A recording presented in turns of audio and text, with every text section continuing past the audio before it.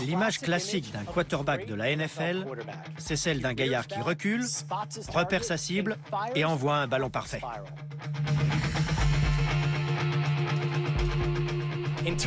Mais quand il s'agit de faire mouche, le quarterback est-il le sportif le plus précis du monde? Qu'est-ce qui touche sa cible le plus souvent? Un ballon lancé par un quarterback ou bien une flèche décochée par un champion de tir à l'arc? Pour cette expérience, nous avons embarqué notre matériel à bord du laboratoire mobile de Sport Science. Et nous sommes partis au centre d'essai en plein air. Cette fois, qui va relever le défi? Drew Brees, superstar de la NFL.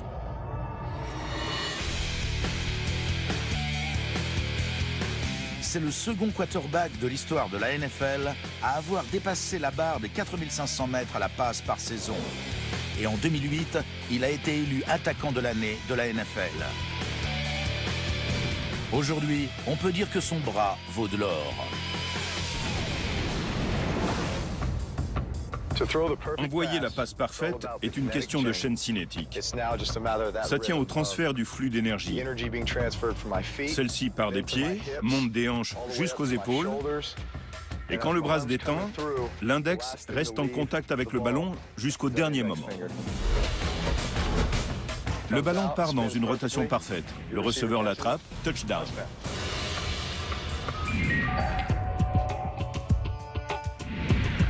Pour tester la précision de Drew par rapport à celle d'un champion olympique de tir à l'arc, nous allons lui demander de lancer le ballon à 18 mètres d'une cible officielle. Lors d'une compétition olympique, les archers marquent 10 points s'ils atteignent le plus petit des deux cercles jaunes qui ne mesurent que 12 cm de diamètre. Tous les gamins qui veulent devenir quarterback s'entraînent à toucher cette cible. Le rond rouge sur la nôtre fait la même taille qu'un pneu de voiture. Et le centre fait un tiers de la circonférence de notre ballon de foot. Autrement dit, bonne chance. C'est dur. Dans un épisode précédent, nous avions montré qu'un receveur éloigné, comme Chad Ochocinco-Johnson, formait une cible plus grande que le plus gros mammifère terrestre de la planète, l'éléphant d'Afrique. Le hic, c'est que la nôtre est à peine plus grande que l'œil d'un éléphant. Elle est tellement rikiki que même les archers olympiques ont du mal à la toucher. Aux Jeux de 2008, les meilleurs du monde n'ont mis dans le mille que 50% des flèches tirées. C'est aussi la moyenne de réussite au sein de la NFL. Pourcentage confirmé en laboratoire. Le quarterback Josh McCown n'a touché que la moitié de nos cibles. Dans ces conditions, faire mouche avec une flèche ou avec un ballon d'une forme bizarre est extrêmement difficile, même pour les athlètes les plus précis du monde. Le meilleur quarterback de la NFL peut-il faire mieux que ce taux de 50%?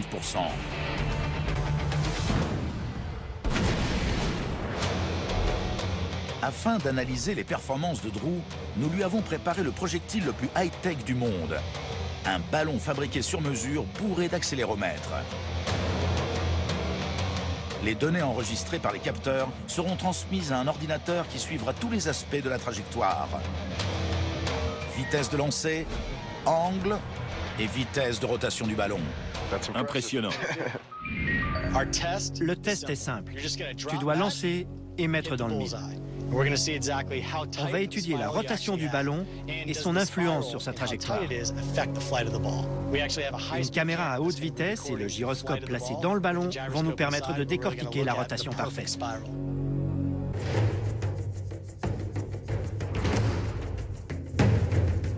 À 18 mètres de distance, le quarterback sera-t-il aussi précis qu'un tireur à l'arc? On va bientôt le savoir.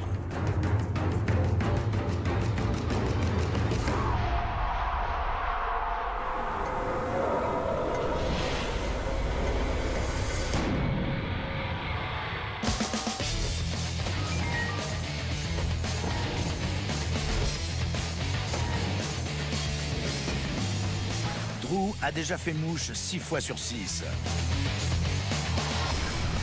Même s'il rate le prochain coup, statistiquement, il sera quand même plus précis qu'un champion olympique de tir à l'arc.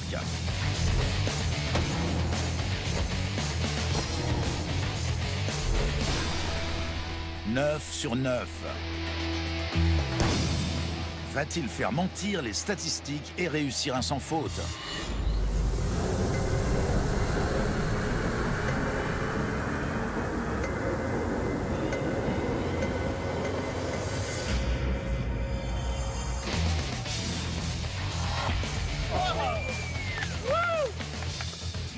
Pour vous donner une idée de la précision incroyable de Drew, 4 des ballons lancés à 18 mètres ont touché la cible pile au milieu. Les champions de tir à l'arc ne réussissent cet exploit qu'une fois sur 10 seulement. C'est bien ce que j'espérais. Je cherche toujours à envoyer le ballon pile sur le receveur pour qu'il ne le rate pas.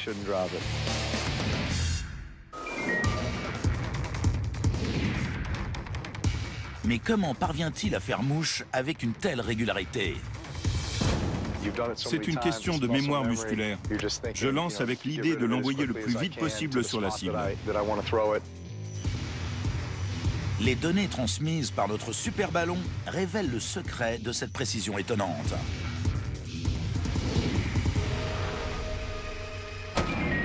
Drew effectue ses passes avec une régularité sidérante.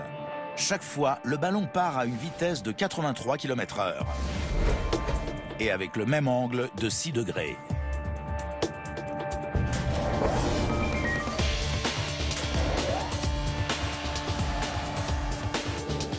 En l'air, le ballon tourne sur son axe long à près de 600 rotations par minute. Presque aussi vite qu'un pistolet pneumatique dévisse l'écrou d'un pneu de NASCAR. Cette vitesse de rotation crée un effet de couple gyroscopique. Sous l'effet de la gravité, le nez du ballon tend à piquer vers le sol. Mais les forces aérodynamiques de l'air que traverse le ballon se contrebalancent mutuellement pour le maintenir sur sa trajectoire. Le mouvement de rotation fait légèrement dévier le ballon de son axe, ce qui provoque des oscillations, c'est-à-dire les petits cercles que le nez décrit dans l'air. Curieusement, une faible oscillation est nécessaire pour que le ballon reste aligné sur la cible. C'est justement le secret de la précision redoutable de Drew. L'amplitude des oscillations est parfaite. 3 toutes les 5 rotations. L'oscillation est trop importante quand le nez décrit des cercles trop grands. Une passe à 27 mètres avec une oscillation de plus de 4 degrés par rapport à l'axe du ballon peut le faire dévier d'1,50 m à l'arrivée. Quand on regarde un match à la maison et qu'on vous voit réussir une passe, on se dit « Ils ne l'ont pas fait exprès pour le mettre exactement là, c'est un hasard ». Et savez-vous vraiment ce que vous faites? Oui, parfois ça marche, parfois non. Mais on s'entraîne tellement à faire des passes au receveur et à connaître la surface de jeu couverte par les différents joueurs qu'au bout d'un moment, ça devient un automatisme. On sait où lancer le ballon pour que le receveur ait la meilleure chance de le rattraper.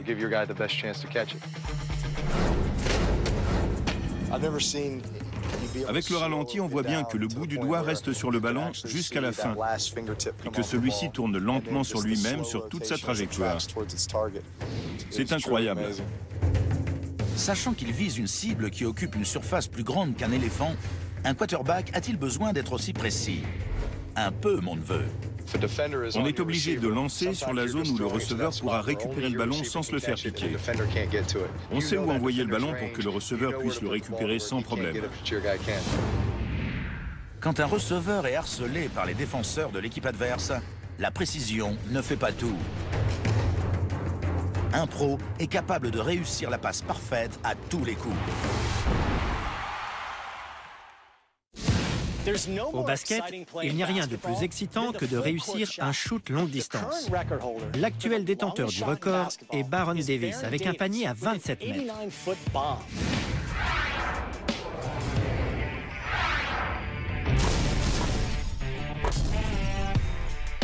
Mais un record, c'est fait pour être battu. À première vue, ça paraît peu probable. Et pourtant, allons-nous réussir à faire tomber celui de Davis?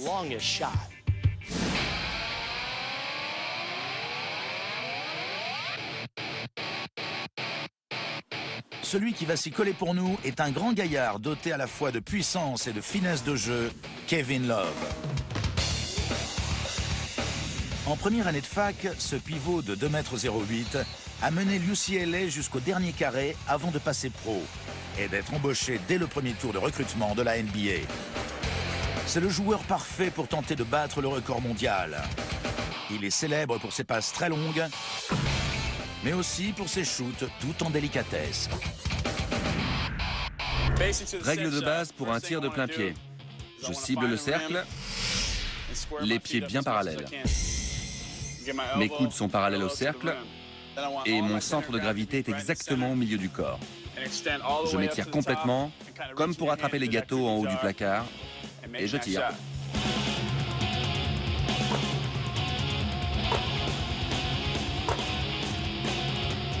Et voilà, les doigts dans le nez. Kevin, tu es un super grand et tu shootes avec la finesse d'un arrière. Explique-moi comment tu as fait pour développer ce toucher de ballon. En travaillant les tirs en extension à une main et en me concentrant sur le cercle. Ma position est impeccable. Je suis solide et mes pieds sont ancrés dans le sol face au panier. La main qui ne tire pas est toujours sur le côté du ballon. Elle ne pousse pas vers la gauche ou la droite, mais tout droit sur le panier. C'est une question d'entraînement. Mon père m'a fait pratiquer des tirs en suspension et des tirs de plein pied. C'est comme ça que j'ai acquis la force nécessaire pour réussir des tirs en extension à l'extérieur de la zone réservée. Au lycée, j'étais une espèce de monstre. Mais en fac, j'ai commencé à réaliser des tirs en extension à l'UCLA. Et aujourd'hui, je marque des shoots à 3 points pour la NBA. On te connaît surtout pour ce fameux tir avant le tournoi de la NCAA. Raconte-moi comment ça s'est passé.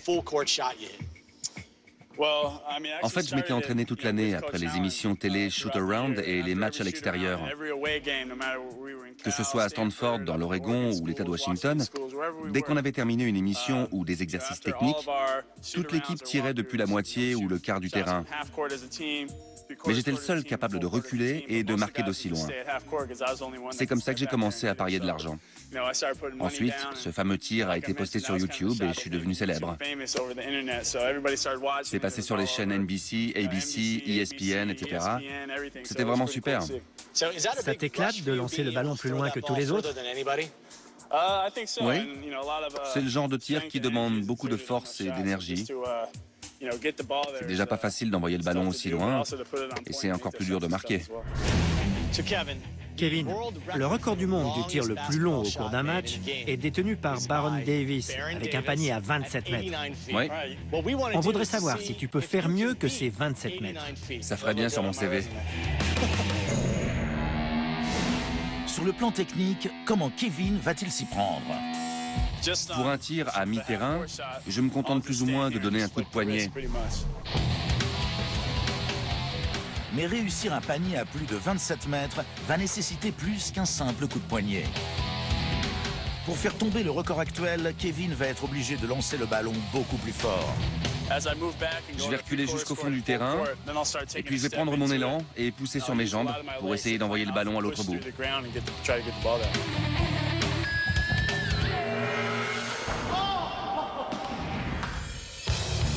Nos propres terrains n'étant pas assez longs pour cette expérience, nous avons été obligés de biaiser. Nous avons installé le panier au milieu du terrain et nous avons monté des caméras spéciales juste au-dessus pour filmer les tentatives de Kevin. Ensuite, nous avons mesuré la distance à battre sur le côté le plus long du laboratoire de Sport Science.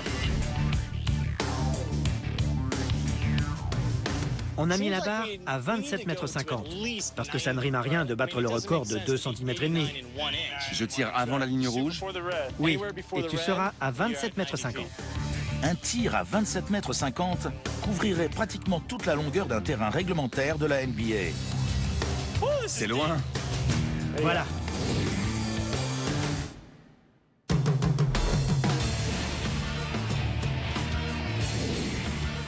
Pour donner une idée aux téléspectateurs de la distance, je vais essayer d'envoyer le ballon là-bas.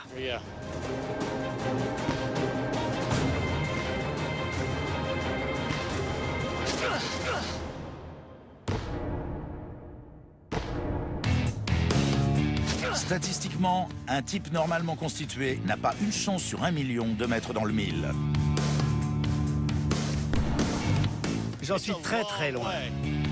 D'ailleurs, très peu de gens dans le monde sont capables de lancer un ballon aussi loin, sans même parler de faire un panier.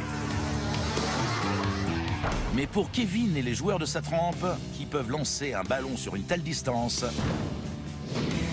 les chances de réussir sont de 1 sur 1500.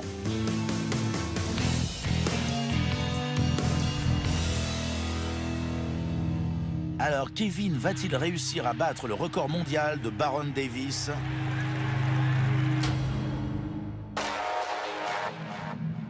Nous allons bientôt le savoir.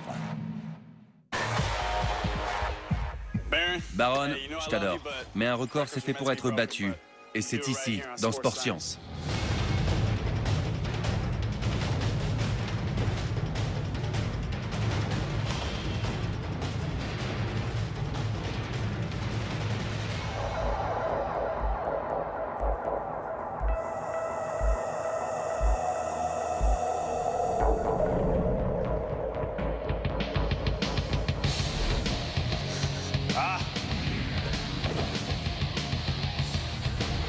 Il part à droite. La distance paraît bonne. Oui, mais il part à droite. Allez!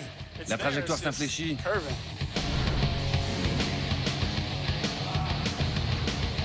En général, au basket, le ballon ne va pas assez loin pour que la rotation agisse notablement sur sa trajectoire. Mais dans ce cas précis, le ballon parcourt plus de 27 mètres et sa trajectoire s'incurve comme celle d'une balle de golf. Il part à droite. Ça s'explique par la distance parcourue. Je ne l'avais pas prévu. Tant mieux pour la science. Si la trajectoire d'une balle de baseball est courbe, celle d'une balle de golf slicée, et si le ballon de Kevin dévie sur la droite, c'est à cause d'un principe scientifique appelé l'effet Magnus. Le mouvement de rotation en l'air provoque une différence de pression sur les côtés opposés du ballon, qui tend à s'éloigner de la zone où la pression est plus élevée.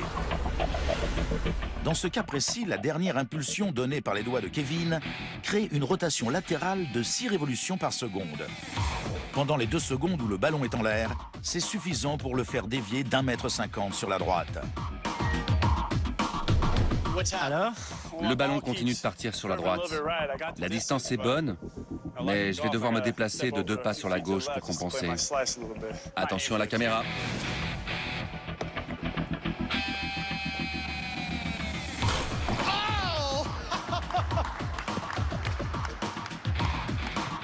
Tu l'as cassé.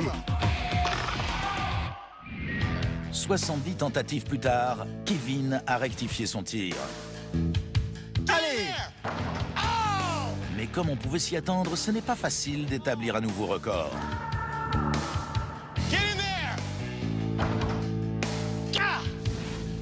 Vas-y!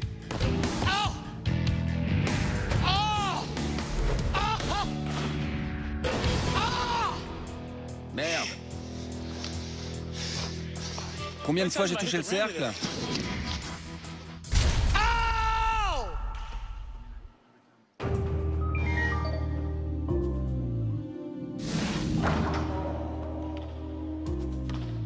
Je suis déçu de ne pas avoir marqué. J'ai dû en mettre une quinzaine sur le cercle, voire mieux. Je suis déçu. C'est dur. À présent, le gros problème, c'est la fatigue. Pour lancer un ballon de 623 grammes à une distance de 27,50 m, il faut générer une force de 16 kg. Dit comme ça ne paraît pas énorme. Mais si on fait le compte de tous les essais, ça équivaut à soulever plus de 1800 kg. Ça demande énormément de force pour envoyer le ballon aussi loin. Et en plus, il faut qu'il arrive pile sur le panier. Tu transpires comme un bœuf. Ça te demande vraiment autant d'efforts? Il faut une sacrée énergie pour le lancer de là-bas. Mais je peux continuer. Tant que je suis chaud et que j'ai pas de crampes, je continue. Quel type d'exercice fais-tu pour lancer le ballon comme ça? Quand j'étais plus jeune et que je jouais au baseball, mon père me montrait des types comme Barry Bonds, Mark McGwire, etc. Ils avaient des avant-bras énormes. Il me faisait faire des curl bars et des pompes sur le bout des doigts. Et il me faisait serrer des petites clés pour muscler mes mains et mes poignets. C'est à peu près tout. Vas-y! C'est le dernier, promis. On dirait bien que le record de Baron Davis ne sera pas battu aujourd'hui. Il y a des jours où rien ne va. Je sais. C'est le dernier, promis. Encore un? Ouais. D'accord. Un dernier.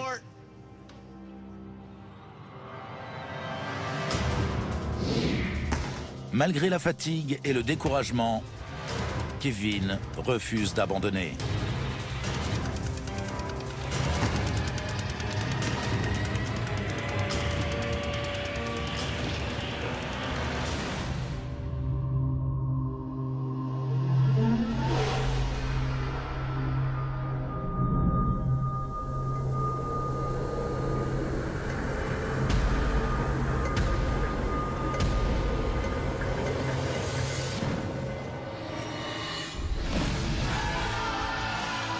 C'est pas vrai, tu l'as fait! Oh my God! You did it!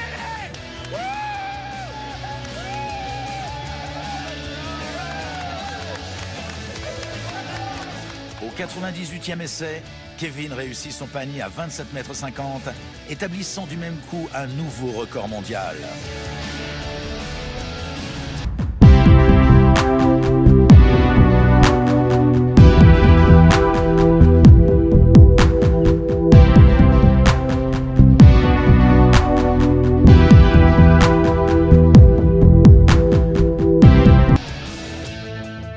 C'était le dernier essai. On n'a pas bidouillé au montage, c'était vraiment le tout dernier. Et voilà. J'avais décidé de m'arrêter là. Je commençais à avoir mal aux jambes et au dos et je m'étais dit, c'est le dernier. J'ai réussi, c'est trop génial.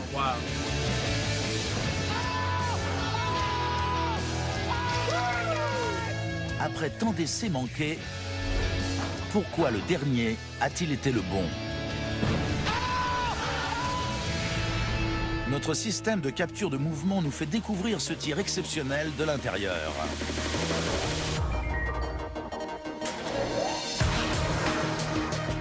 Pour exercer la force nécessaire sur le ballon, Kevin s'élance, puis prend appui sur le sol, ce qui génère un flux d'énergie.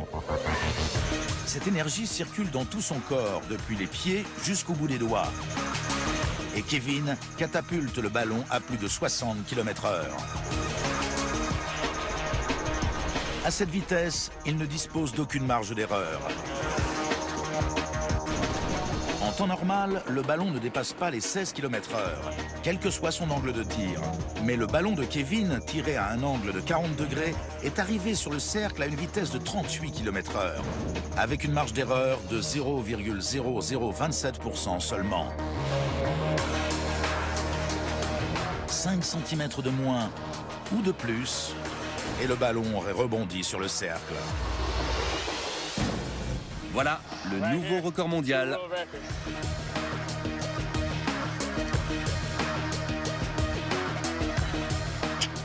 Trop bon. Baron, voilà les centimètres qui nous séparent. Un tir sur toute la longueur du terrain, c'est dingue. T'as plus qu'à venir sur le plateau de Sport Science pour faire mieux. À 27,70 m par exemple. Maintenant, j'ai plus qu'à faire aussi bien au sein de la Ligue. Ce que je ressens, je viens de battre un record mondial. C'est officiel, tout comme le tir de Baron. Je suis le nouveau détenteur du record, c'est fabuleux.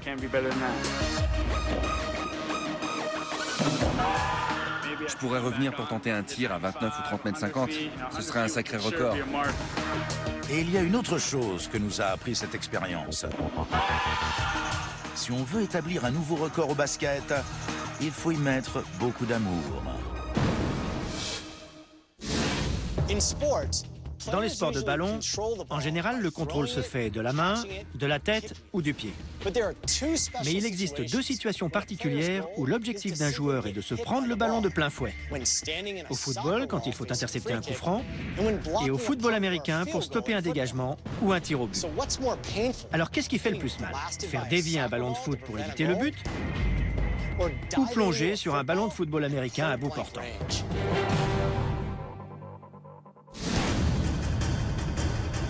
Pour répondre à cette question percutante, nous allons mesurer à notre façon la douleur infligée en calculant la force générée. Et pour déterminer les dégâts potentiels occasionnés par un coup franc, nous avons invité le footballeur Edson Buddle. En 2008, ce joueur du Los Angeles Galaxy, où évolue aussi David Beckham, a été un des meilleurs buteurs du championnat, marquant à 2 reprises 3 buts par match. Mon objectif, c'est de marquer des buts et de tirer le plus fort que je peux.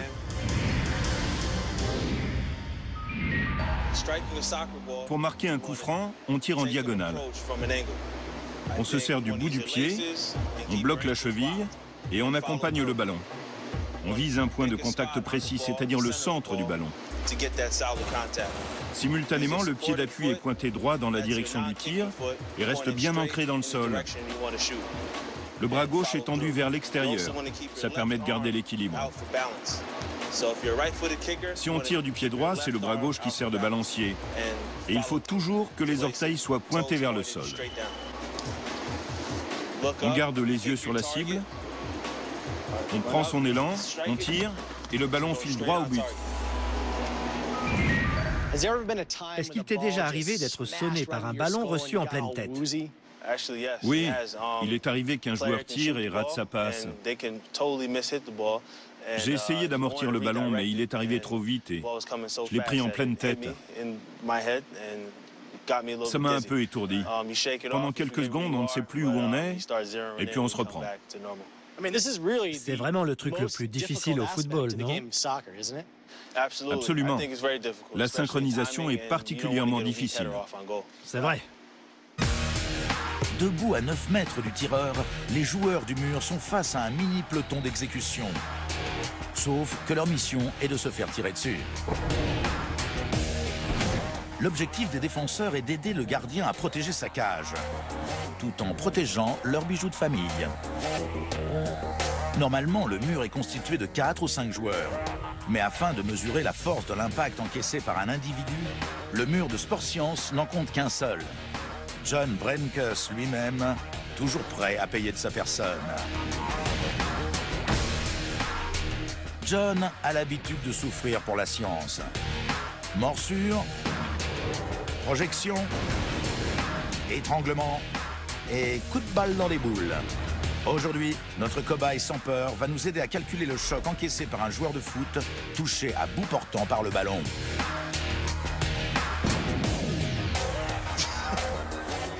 Je suis un mur.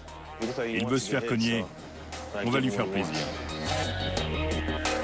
Edson est équipé d'un accéléromètre sans fil qui va mesurer la puissance du tir et la force de l'impact.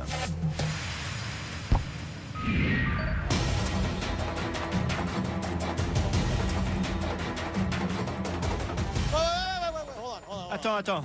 Je fais quoi? Ils font comment, les joueurs du mur? Tu te protèges ici et en haut. Comme ça?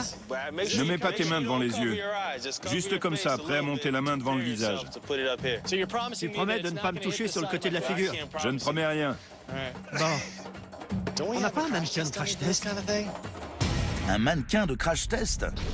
Connais pas.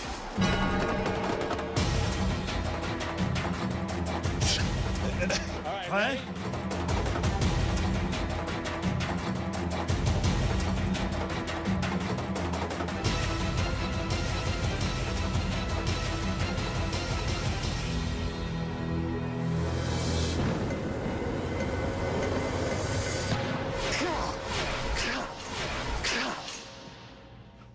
What? That Ça is va pas. insane. Il ne faut pas que tu évites le ballon. Si tu fais ça, ton gardien va être furax et ton équipe va se prendre un but. Tu dois arrêter le ballon. Mais je vais le prendre en pleine figure. C'est ce qu'il faut faire. Au premier essai, le ballon est parti à plus de 112 km/h. Mais puisque le but du jeu, ce n'est pas d'éviter le ballon, mais le contraire, nous sommes obligés de recommencer.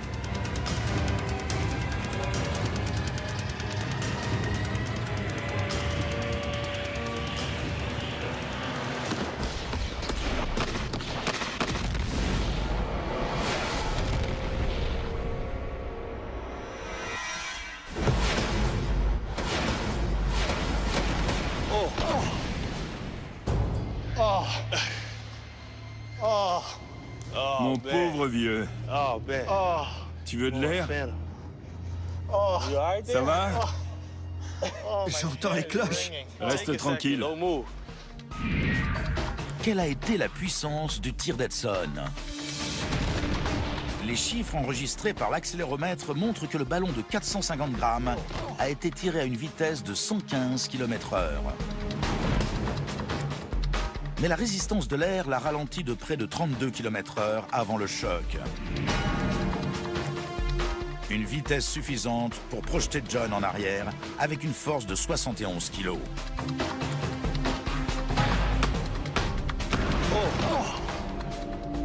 J'ai l'impression que mon oreille pend de ma tête. Ça fait mal sur le coup, mais ça passe au bout d'un moment. Ça va aller. Et c'est comme ça que vous gagnez votre croûte? Et on aime ça. Bon sang. C'est presque le coup le plus douloureux que j'ai pris sur la tête. Tu tires un ballon à 144 km/h à 9 mètres de distance. T'as été bon. J'espère que tu es fier de moi. Tu m'as dit de ne pas bouger et c'est ce que j'ai fait. C'est vrai, t'as même sauté un peu. Tu t'es sacrifié. C'est un beau sacrifice, tu as évité le but. Vous pouvez me féliciter sur ce coup-là. C'est vrai. Il faut m'accorder ça. Je n'ai pas esquivé. Je suis resté planté là où tu me l'avais dit, avec le bras devant le visage. Et j'ai pris le ballon en pleine poire. T'as fait ça pour l'équipe, c'est le plus important. C'est rouge? Un peu.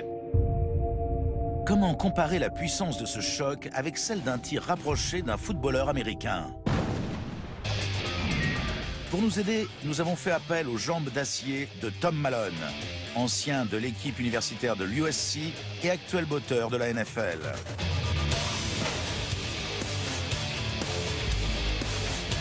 Aujourd'hui, c'est le cascadeur Chris Brewster qui va tenter d'intercepter le ballon.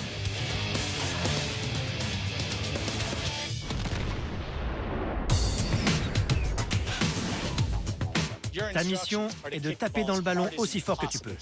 Ça marche. Et toi, Chris, il faut que tu te jettes littéralement dessus pour essayer de bloquer le tir. Il va arriver latéralement. Il va s'aplatir sur le ballon en plongeant de tout son long sur le côté. Pas directement sur le buteur pour ne pas lui accorder un penalty, mais sur la trajectoire du ballon dès qu'il aura quitté le pied du buteur. Quel dégât peut faire un tir de dégagement?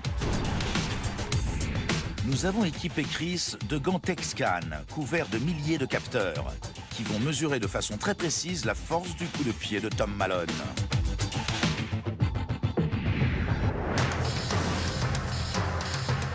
Prêts, messieurs?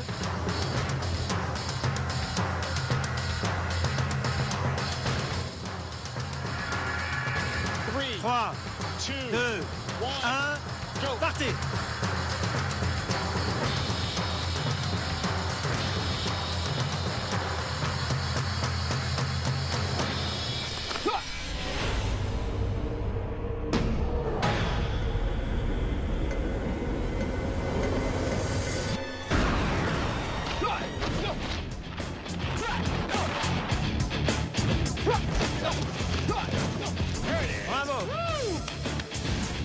Quelle est la puissance de cet impact comparée à celle encaissée par un joueur de foot au moment d'un coup franc? Les capteurs montrent que le pied de Tom génère une force de 90 kg, envoyant le ballon dans les mains de Chris à 88 km/h. C'est exactement la même vitesse que le ballon de foot qui a assommé John.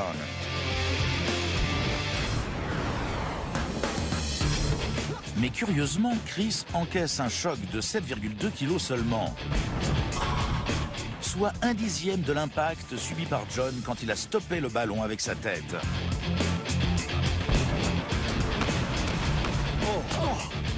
Pourquoi une telle différence?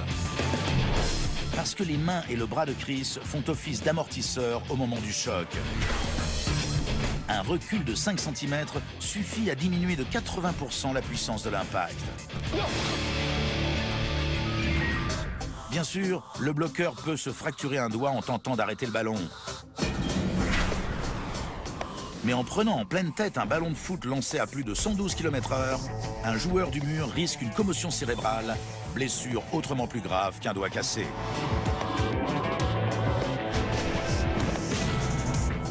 Heureusement pour John, la majeure partie du choc a été absorbée par son oreille étonnamment souple, qui s'est déformée d'un quart de sa taille normale. Même si la rencontre d'un ballon de foot et d'une oreille est potentiellement plus dangereuse que l'arrêt d'un tir de dégagement, si un défenseur prévoit mal son interception, il risque de prendre un bon coup de pied dans le ventre. Dans ce cas, quelle est la force générée par le botteur? La seule façon de le savoir est de demander à Chris d'avoir de l'estomac.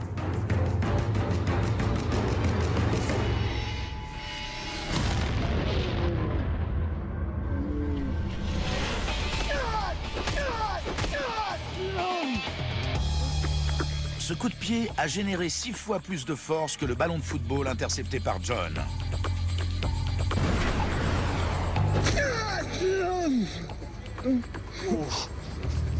Ça va? Ouais. Sûr? Ouais. Ça fait mal. Je suis content de ne pas être un ballon.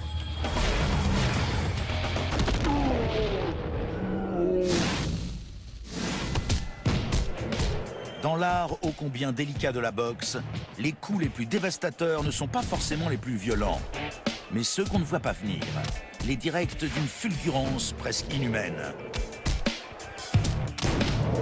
D'ailleurs, les boxeurs consacrent une grande partie de leur entraînement à améliorer leur vitesse de frappe.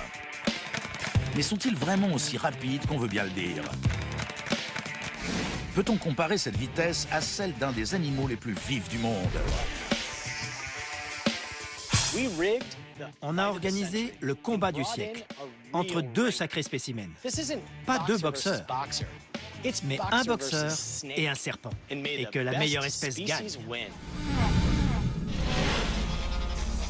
Pour cet affrontement inhabituel, nous avons fait venir deux adversaires au top de leur forme. Dans le coin gauche, un des serpents les plus dangereux de la planète, à la rapidité redoutable et à la morsure fatale, le crotal diamantin.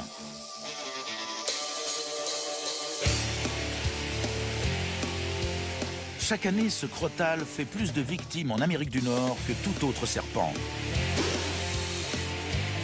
Dans le coin droit, un boxeur qui possède les poings parmi les plus rapides de ce sport, Chad Dawson.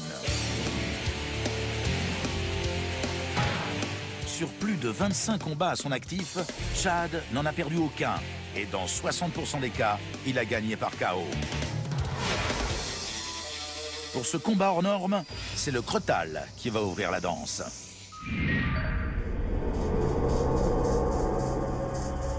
C'est la première fois que notre labo accueille un sportif aussi mortel.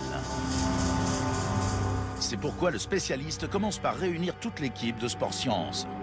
Le venin du crotal diamantin de l'Ouest s'attaque au sang et aux tissus et les détruit. En cas de morsure, un adulte en bonne santé se retrouvera à l'hôpital pour un bon moment.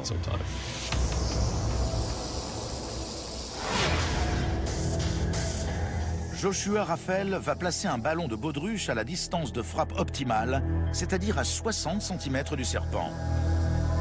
De cette façon, nous pourrons observer l'animal se détendre en direction de la cible. Le crotal frappant trop vite pour que l'œil humain suive ses mouvements, nous allons le filmer avec une caméra à très haute vitesse afin de calculer sa rapidité. La majorité des crotales frappent extrêmement vite. Ce sont des serpents très musclés. Leur détente est explosive.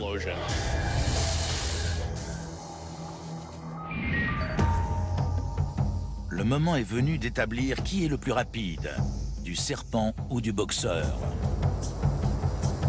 Premier en lice, le serpent.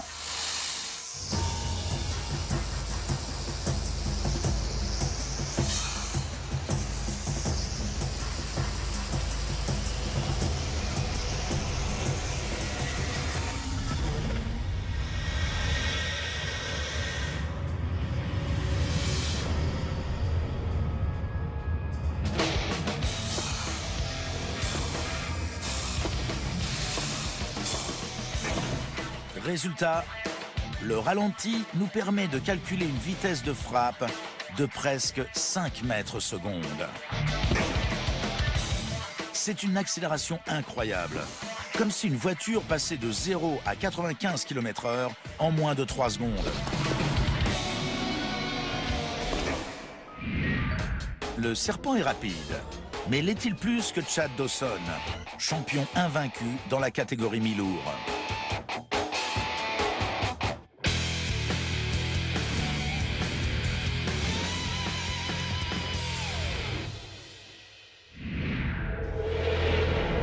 Chad, tu as les poings les plus rapides de la boxe. Comment fais-tu pour frapper aussi vite? Comme un crotal qui s'enroule sur lui-même, prêt à frapper. Quand on aperçoit un crotal, on se fige sur place et dès qu'on bouge, le serpent réagit. Moi, je fais pareil. Je suis souple et agressif. Je m'approche et bam, bam, ultra rapide. Pour cette expérience, nous allons filmer et chronométrer le direct de Chad contre notre mannequin de crash test équipé de capteurs. Ces derniers vont enregistrer le moment exact où le poing du boxeur touche la mâchoire.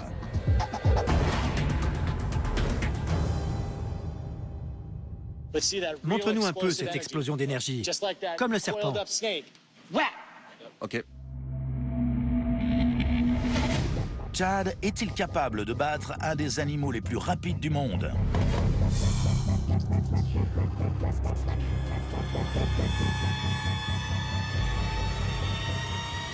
Que disent les chiffres? Le poing de Chad est-il plus rapide que les crochets à venin et leurs 4,6 mètres secondes? À l'œil nu, il est impossible de départager les deux adversaires. Mais heureusement, la capture de mouvement nous permet de décomposer l'action et d'établir lequel est le vainqueur.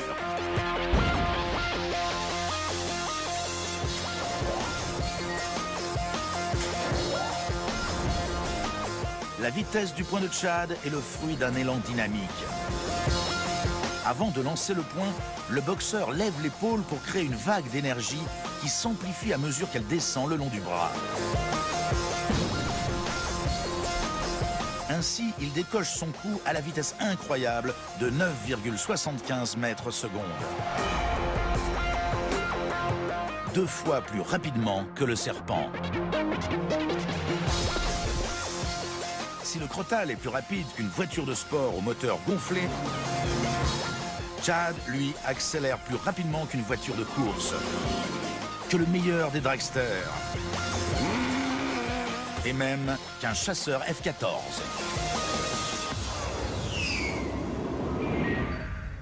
Mais bien qu'il ait battu le crotal à plate couture, il garde un respect salutaire pour le reptile. Il est plus rapide que la plupart de mes adversaires. Il y a encore une chose qui fait la suprématie du poing sur les crochets à venin. Le crotal ne frappe qu'une fois, tandis que Chad peut faire pleuvoir une grêle de coups sur ses rivaux. D'ailleurs, essayez de deviner combien de directs il décoche en 5 secondes.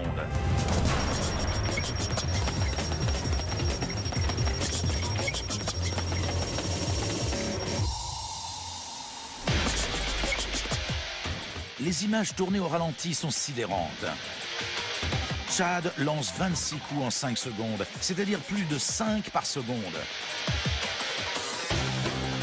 Pour vous donner un équivalent, sachez que dans le laps de temps où le quarterback Drew Brees lance le ballon, Chad Dawson balance 5 directs dévastateurs sur son adversaire, qui en reste complètement sonné.